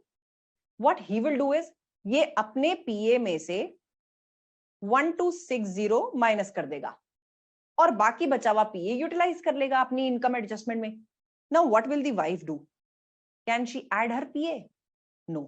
What she will do is ये अपनी पहले इनकम टैक्स लाइबिलिटी कैलकुलेट करेगी अपने पीए के साथ। जो इसका पीए था उतना ही यूज करते हुए अपनी इनकम टैक्स लाइबिलिटी कैलकुलेट करेगी और उसमें से माइनस कर लेगी 1260 का 20%. This is how she will utilize the amount of MA.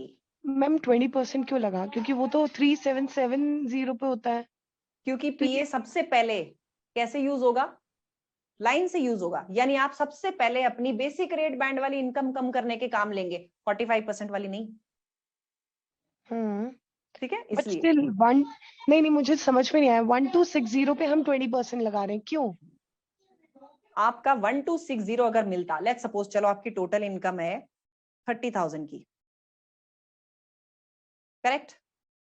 आपका पीए इसमें कितना है? 12,570.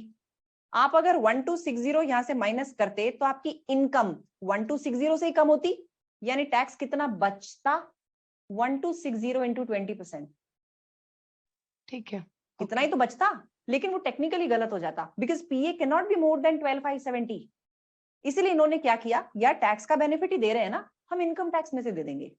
यानी पहले मैम अपना इनकम टैक्स कैलकुलेट करेंगी, उसमें से एमए के नाम का टैक्स कम कर लेंगी, यानी 1260 पे 20% she will reduce from her income tax liability. Got it now everyone? Is it clear? बोलो. मैम अगर हस्बैंड की पीए उसको मिलता ही कम, उसको 12,570 नहीं मिलके 9,000 या समथिंग कुछ मिलता, तो भी वो 1260 ही ट्रांसफर कर सकते हैं? बिल्कुल, चाहे ज्यादा हो चाहे कम हो, ट्रांसफर तो 1260 हो सकता है. यस, ही कैन ये चूज. फिर से सुनाओ ना मैम, ये 1260 into 20% का. ये 1260 इंटू 20% ये है. आप अगर इनकम में से माइनस करते तो आप टैक्स कितना बचा लेते? 1260 पे 20% टैक्स बचा लेते. हाँ. लेकिन आप पीए नहीं बढ़ा सकते, तो आप क्या करेंगे? आप रिसिपिएंट की इनकम टैक्स लाइबिलिटी कैलकुलेट करेंगे और उसमें से एमए पे टैक्स माइनस कर देंगे, यानी 1260 पे 20% की टैक्स सेविंग होती ना, वो मैं इसकी टैक्स में से माइनस कर दूंगी, रिसिपिएंट स्पाउस के इनकम टैक्स में से माइनस कर दूंगी. Now coming to the next question. यार नेक्स्ट क्वेश्चन क्या था, मेरे दिमाग से निकल गया. Panika, did you ask that question? Yeah, I think it is if it is more than less than 12,570, but that will not apply because it is only for the basic and taxpayers. Yes. She asked कि ये 1260 ही करना है क्या? So I'll tell you. Let's suppose किसी का पीए कम है. अच्छा, पर पीए कम कैसे होगा? हायर रेट टैक्स पेयर तो हो ही नहीं सकता वो. Got it? हाँ, यस मैम. ठीक है, लेकिन मैं वहां से सोचती ना कुछ और चीज बताने चलेगी. नाउ लेट्स सपोज किसी का पीए 12,570 है and he doesn't want to use पूरा. Can he do that? मतलब ये पूरा यूज कर सकता है पर ये करना नहीं चाहता. ये 1260 अपनी वाइफ को देना ही चाहता है, दे सकता है, दे दे, कोई दिक्कत नहीं है. Even if he needs 12,570, even if he is eligible for claiming 12,570, can he still opt for MA? Yes, he can opt for MA. This is tax planning. अगर उसको लगे कि as a couple इनका टैक्स ज्यादा बचता है, if he can utilize MA का provision, तो करो ना, कहाँ दिक्कत है? ऐसा कोई रेगुलेशन नहीं है कि नहीं तुम्हें पहले अपने पे यूज करना है फिर बचा हुआ ट्रांसफर करना है. ऐसा कुछ नहीं है कि अपने पे यूज करना जबरदस्ती है. आप अपने पे नहीं यूज करना चाहते, मत करो. 1260 अपनी वाइफ को ट्रांसफर कर दो. हो सकता है आपकी वाइफ सिर्फ थोड़े से अमाउंट से 40% स्लैब में जा रही हो, कर दो उसका अमाउंट कम. ठीक है, समझ गए? बोलो. वैसे हायर रेट टैक्स पेयर पे तो एमए मिलेगा ही नहीं, but it can be any situation, they can opt for this. बोलो, बात समझ आई? मतलब फिर अगर उसकी इनकम बेसिक बैंड में ही फॉल कर रही है और मैरिड है, तो मतलब वो कर ही सकते हैं ट्रांसफर? कर सकते हैं, बिल्कुल कर सकते हैं. They can opt for it. कोई रेस्ट्रिक्शन नहीं है कि आपको अपने ऊपर ही यूज करना है या फिर आपको कुछ और करना है. कोई लिमिटेशन नहीं है. आप चाहिए आप बिल्कुल करिए साहब. उसकी वाइफ अगर हायर रेट में फॉल कर रही होगी तो एमए पॉसिबल ही नहीं है. MA will not be available if any of the spouses is belonging to higher rate tax payer. वो ये बोलते हैं यार तुम जोड़ा ना मिलके अच्छा कमा रहे हो, कोई एमए की जरूरत नहीं है. ओके मैम, एक डाउट है. हाँ. इसमें जो हम कंपेयर कर रहे हैं कि if any one of them is in the higher tax slab, तो हम ये कंपेयर कर रहे हैं कि इस एडजस्टमेंट से पहले या बाद में? ये जो हायर रेट टैक्स स्लैब है ये आपकी पीए से पहले वाली है. ओके. ठीक है, तो इन शॉर्ट जो आपने अभी केस समझाया कि अगर उसकी वाइफ थोड़े से अमाउंट से जा रही होगी तो वो सिचुएशन ही नहीं अप्लाई होती, हाँ, वो वो कम नहीं होनी होगी, चाहिए। वो नहीं होगी। गॉट इट, ज्यादा एक्सप्लेनेशन करने में ना घूम जाता है आदमी फिर इधर उधर। Got it. ठीक है, क्लियर? इसको एक बार वापस से सुन लो। एमए मैम इज ये बेसिकली, सॉरी हाँ सॉरी मैम, बोलो ये बोलो। किसी ने पूछा कि अगर वो हायर टैक्स में जा रहा हो तो पीए मिलेगा ही नहीं। हाँ, तो वो जीरो एमए होगा, मिलेगा ठीक ही है। नहीं, एमए अप्लाई नहीं होगा। करेक्ट करेक्ट, क्योंकि पीए ही नहीं होगा तो एमए कहाँ से मिलेगा? नहीं नहीं नहीं नहीं नहीं, ऐसा नहीं है। अगर उसकी इनकम 80,000 पाउंड है तो पीए तो है, लेकिन एमए अराइज नहीं होगा। He can not transfer his MA का portion 1260 to the spouse. Why? क्योंकि लॉ ने मना कर दिया। फर्स्ट डब्बा देखो, none of the spouse or civil partner should be an additional or higher rate taxpayer. Law ने मना कर दिया कि तुम्हें इस बेनिफिट की जरूरत नहीं है, कोई टैक्स सेविंग नहीं होगी तुम्हारी। अच्छा खासा कमा रहे हो, काहे की टैक्स सेविंग भैया? मतलब 37 से ऊपर वाला यस, और 150 से नीचे, और दो नहीं होगा दोनों ही फिर तो दोनों ही वो बेसिकली 37,700 से ऊपर वाला। उनके केस में एमए पिक्चर में ही नहीं आएगा। Done done. ठीक है, सो एमए का बेसिक फंडा क्या है? दोनों के दोनों स्पाउसेस में से कोई भी 37,700 से ऊपर वाली इनकम का नहीं होना चाहिए, नंबर 1। नंबर 2, आपके पास पीए कितना भी बचता हो, आप 1260 ही ट्रांसफर कर सकते हैं, ना उससे ज्यादा ना उससे कम। अब ये ट्रांसफर होगा कैसे? देने वाला अपने पीए में से 1260 माइनस कर लेगा, लेकिन लेने वाला ऐड नहीं करेगा पीए में, वो अपनी इनकम टैक्स लाइबिलिटी में से माइनस कर देगा 1260 का 20%, और जो भी बचा हुआ अमाउंट आएगा that will be the tax payable by the recipient. Clear? समझे? Yes ma'am. ओके, इसका एक क्वेश्चन कर लेते हैं, चलो। Kevin and Judy, this is again your Kaplan की स्टडी टैक्स का question. Kevin and Judy are married. Kevin is employed and has employment income of 35,500। Basic rate tax payer है जी केविन। केविन, इसकी employment income आती है 35,500। Judy spends most of her time looking after their 2 children but works on Saturday and has employment income of 6,000 pounds.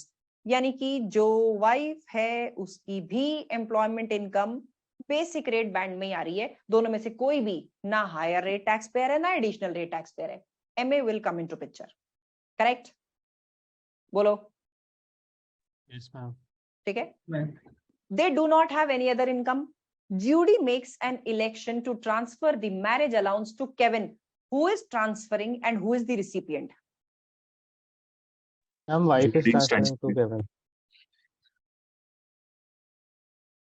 She is the transferer and husband is the recipient. Correct? Correct? बताओ। Yes yes ma'am. ठीक है, अब ये बोल रहा है calculate Kevin and Judy's income tax liabilities for the tax year 22-23। तो simple सी चीज है, सबसे पहले जूडी की बात करते हैं।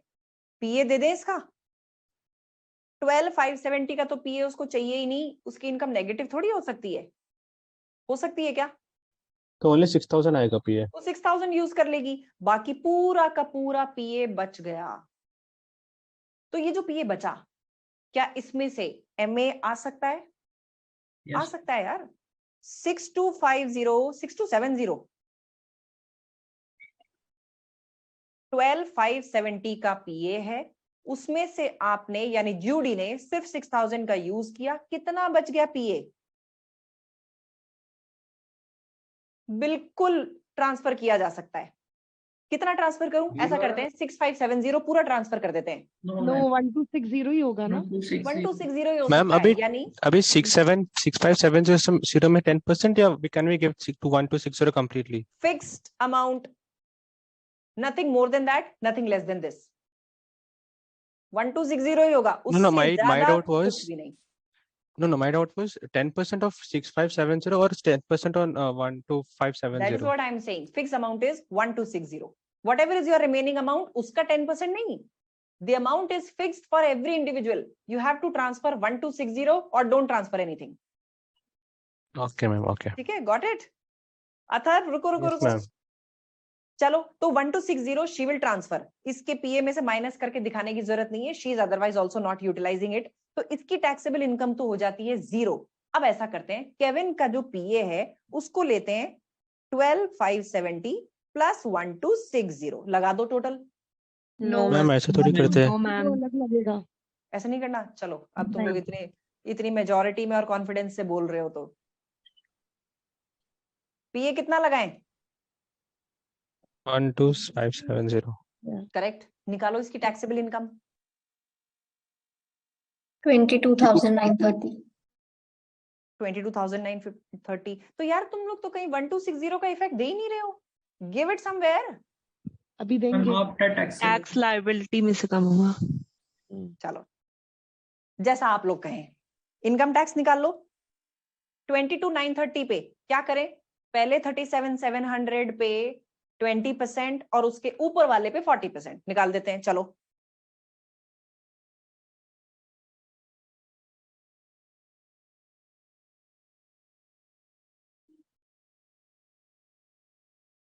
Ma'am but income is just 22,930। 930। 37,700 पे इनकम जा कर रही है यार। इनकम तो है ही 22,930। तो 20% लगा दो। कितना आ रहा है बताओ? 586 86 4586 4586। अब क्या करें? अब एमए का इंपैक्ट दीजिए। How much was the MA? Standard 1260 1260 इसका and it has 20%। saved a tax of 20%। कितना बच रहा है ये? 252। 252। यानी टैक्स कितने से कम हो जाएगा? 252 से। नेट टैक्स कितना पे करेगा केविन? 4334। 4334। समझे इसका कैसे इंपैक्ट देना है? मैम मुझे लगा कि 37,700 से जो भी कोई इनकम नीचे होगी टैक्स लगेगा ही नहीं। Is it true? नो या नो नहीं? नो, टैक्स 20% पे लगेगा।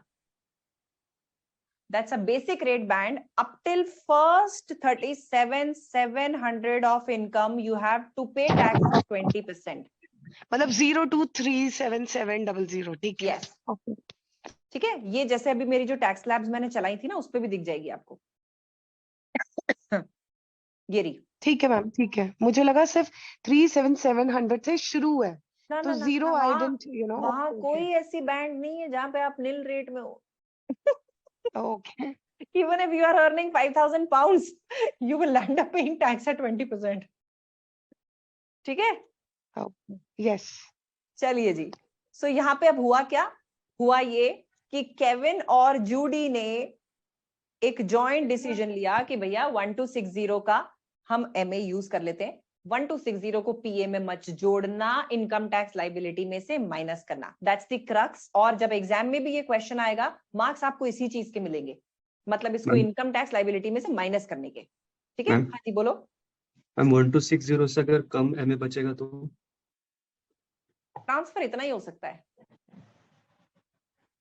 तो उससे कम ही ट्रांसफर करेंगे। नो 1260 ही होगा, वरना नहीं होगा।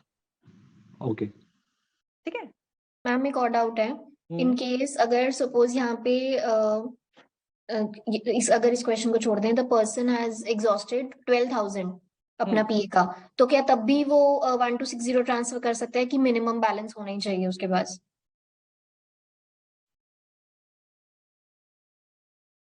या तो एक तरीका है 12,570 में से 570 को एग्जॉस्ट हो जाने दो। ठीक है? ठीक है? क्या हो गया? हाँ मैम ठीक है। Hello hello, am I connected? Yes ma'am. Yes ma'am. आपका पीए 12,570 है। अगर इनकम 12,000 है, आप पीए 12,000 इसमें यूज कर लेते हैं। या तो एक ऑप्शन है कि 570 को भूल जाओ, हो गया एग्जॉस्ट। अब एमए इसमें पिक्चर में नहीं आ सकता, because MA in any way has to be 1260।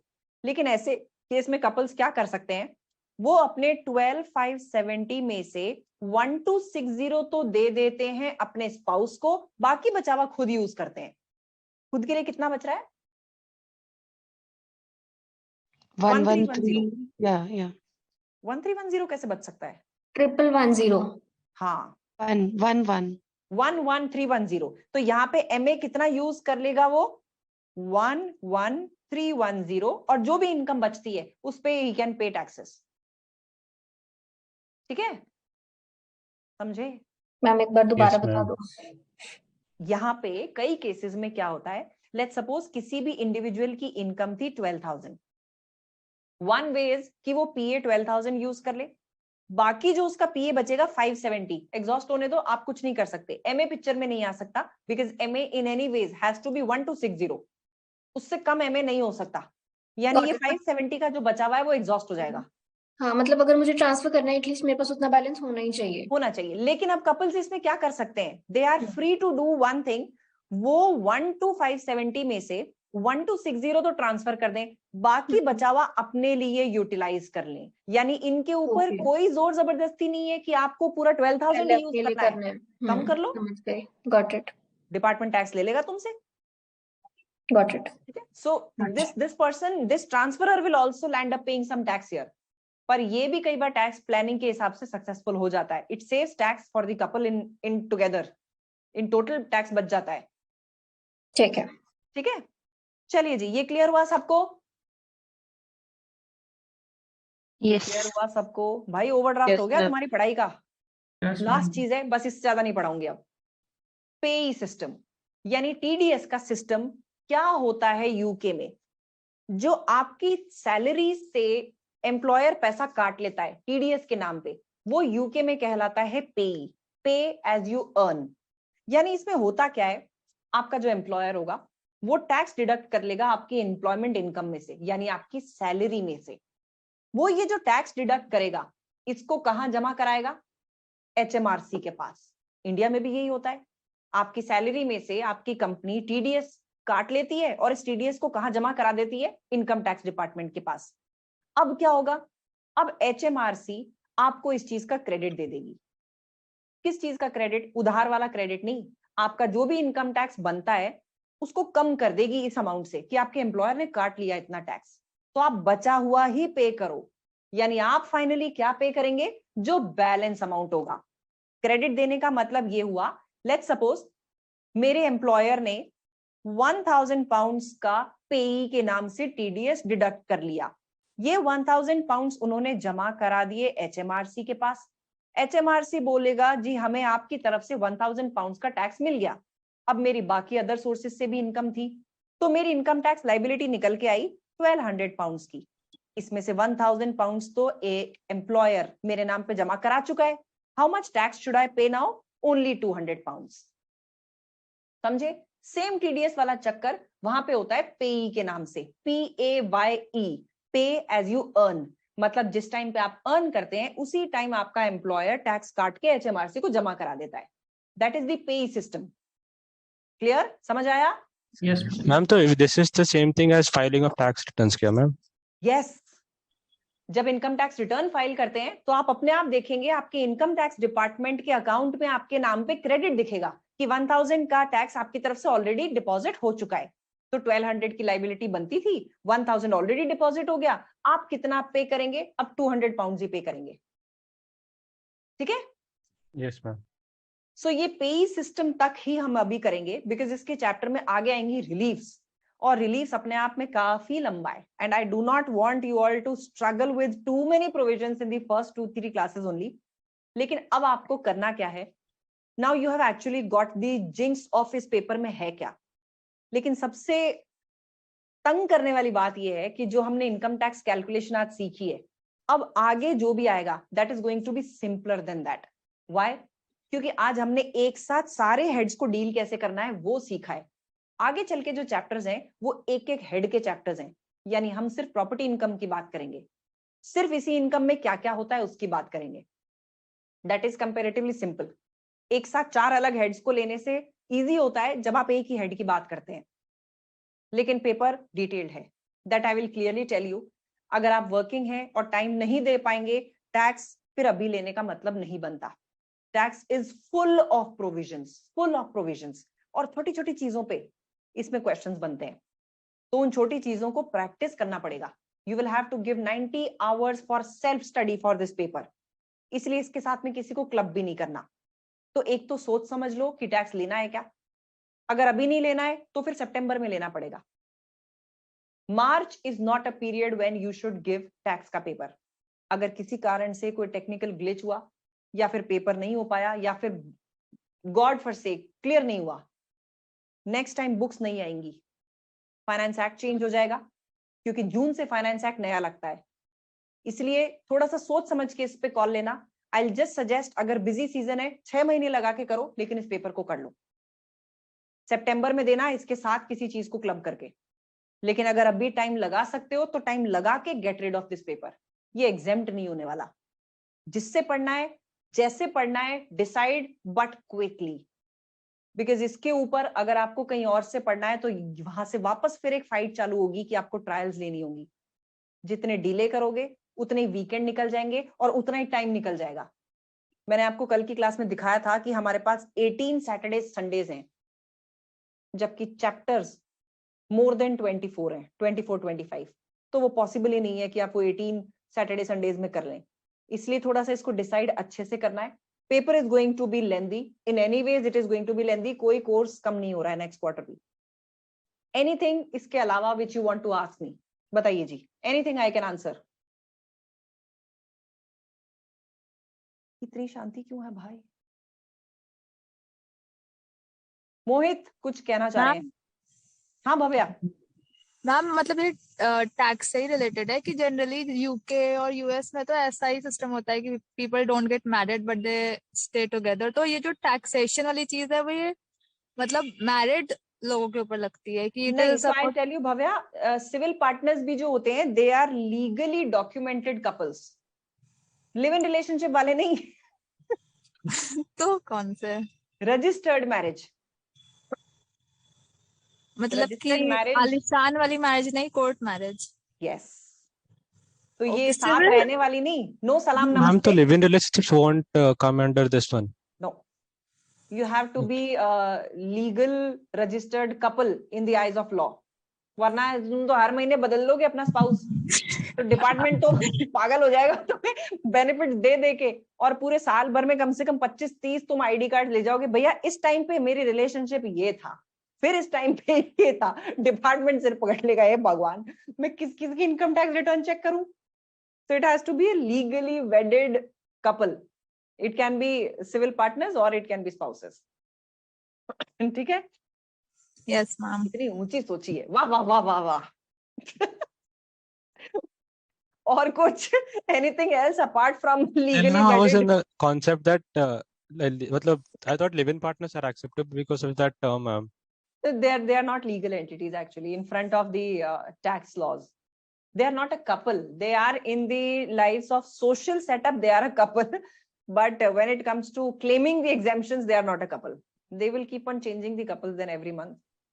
कई तो दिनों में, कई हफ्तों में, तो कैसे क्लेम करोगे? ठीक है? Yes, ma'am. और बताइए जी, anything else? मैम मेरे पास ना फाइनेंस एक्ट 2021 वाली बुक्स है, तो वो यूज हो जाएंगी क्या अभी? डॉली बुक्स नहीं लेनी पड़ती है टैक्स की। चाहो तो एक बार स्टडी टैक्स मत लो, लेकिन एग्जाम किट तो बाय कर लो, because all the answers will change. Answer कैसे मैच करोगे? डिविडेंड की रेट्स चेंज हो गई हैं, बहुत सारी छोटी छोटी चीजों में चेंज अगर होता है ना, आपके क्वेश्चंस के आंसर्स बदल जाते हैं। इसलिए एग्जाम किट ले लो, चाहे स्टडी टैक्स मत लो। स्टडी टैक्स का कंटेंट तो वैसे भी मैं क्लास में करा दूंगी। अच्छा, ठीक है? Okay ma'am. हाँ जी, anything else? Done? Yes ma'am. चलिए जी, then whatever you decide we respect your decision. लेकिन मैं वेंसडे तक इससे रिलेटेड थोड़ा सा एक होमवर्क पोस्ट करूंगी, so when ever you join just confirm you get that homework. Wednesday को वो होमवर्क सर्कुलेट होता है, उससे रिलेटेड जो भी हमने वीकेंड पे किया है तो वो वेंसडे मिल जाएगा, so that you can practice. लेकिन in the mean time this class will be uploaded to my YouTube channel, वहां से एक बार इसको रिवाइज जरूर करना, क्योंकि आगे आने वाले पोर्शंस में ये सब भूल जाना अलाउड बिल्कुल नहीं है। You have to keep this in mind plus the new content which we will do. ठीक है? Okays? Okay, ma'am. Thank you so much. चलिए जी, okay, Thank you, ma'am. Take care, bye bye. Thank you, ma'am. Bye, Bye. ma'am. Bye.